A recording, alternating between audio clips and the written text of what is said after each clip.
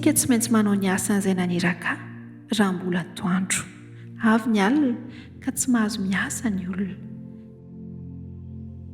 Miarabantsika rehetra ary namana malala amin'ny anaran'i Jesosy Kristy tompony finoantsika sy mpanefa azy dia kopakopa tanana amin'ny fofeny fitiavana ho anao any tokantrano any. Fiainana feno hery, zany loha hevitra ho jerentsika androany. Miaina feno hery, zany hoe tsy miaina malemilemy na mety reradraraka fa fiainana feno hery. Ao amin'ny Jaona 5:7 manao hoe isika tsy maintsy manao ny asan'ilay naniraka raha mbola atoandro, avy ny alina ka tsy mahazo miasa ny olona. Tsy maintsy manao ny asan'ilay naniraka ny Kristy. Zava-dehibe ny fahafantarantsika fa ny atao hoe fiainana kristianina dia tsy fanehoana hatsaram-panahy, fanaovana asa soa, fanetreteny, famorapana tsy zany fotsiny ihany, fa mahakasika mihitsy ny fahamarinana ilaina iainantsika. Anankiroa ny zavatra nyresana teo, tsy hoe fanehoana hatsaram-panahy, fanaovana asa soa matetika ny fiainana kristiana. Ilainy zany, manetriteny, manana fahatsoram-po, fa ambonin'izany dia fiainana ny fahamarinan'Andriamanitra. Zany no atao hoe fiainana kristiana. Inona moa no soa azontsika? Raha ohatra ka manao asa soa etseroa, manao asa tsara, mahazo ny fankasitrahan'ny olona, mahazo bravo, mahazo tehaka amin'ny, kanefa tsy miaina amin'ny fahamarinany tenin'Andriamanitra. Ary betsaka ny manao an'izany toe-javatra izany, saromana amin'ny asa tsara sy ny fisehosehoana ivelany ny tena toetra, ka ilay fahamarinana takian'Andriamanitra, ilay fahamarinana iainana dia tsy miseho.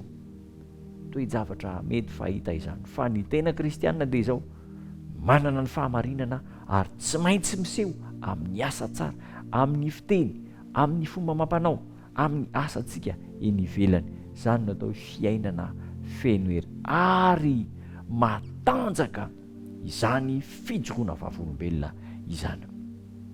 Mpiasa tsy tia tena, mpiasa tsy tia sehoseho Jesosy Kristy, ary tsy nitady laza ho an'ny tena na harena eo amin'ny fandokadokafana ny zavatra nataony, na hoe nikatsaka azy, afinaritra azy, tsy mba nialangalana tamin'ny fikarakarana ny madinika Kristy, fandraisana andraikitra ho an'ireo ny sahirana, kanefa dia nasehony fa izy no lalana sy fahamarinana ary fiainana. Vaovao isa-maraina, isan'andro ny fitakiana izay ataon'ny Kristy amin'ny fanompoana ataontsika, na tsy ahoana ary na ahoana ny fomba anehoantsika ny toetra ny Kristy eo amin'ny fiainantsika, ilaina mijoro amin'ny fahamarinana isika. Ny fanoloran-tena izay ilaina ankehitriny dia fanoloran-tena aseho ny fitiavana ny Kristy, ary fanoloran-tena vokatry ny faharesen-dahatra ny fananana ny fahamarinana. Azontsika atao ny mamelatra eo anoloantsika ny drafitry ny famonjen'Andriamanitra. Azontsika atao ny mamelatra eo anoloan'ny manodidina antsika ihany koa ny drafitry ny famonjen'Andriamanitra. Amin'izay fotoana izay dia anana fiainana feno hery, fiainana miaraka amin'ny Kristy. Izy no manome hery ho antsika isan'andro isan'andro. Ho tafampitoetra amintsika izany fiainana kristianina marina, miaina ny fahamarinana ary maneho izany amin'ny toetra tsara isan'andro. Ho anao izany, ho ahy ihany koa, ho antsika rehetra dia hiaraka hivavaka isika.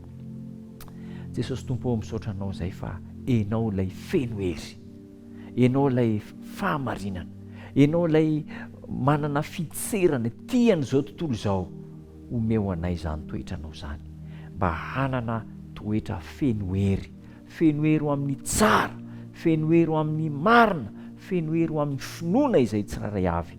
Tantera ho amin'ny tsirairay izay manaraka izao fandahana izao, noho ny anaranao Jesosy namonako ny vavaka. Amen.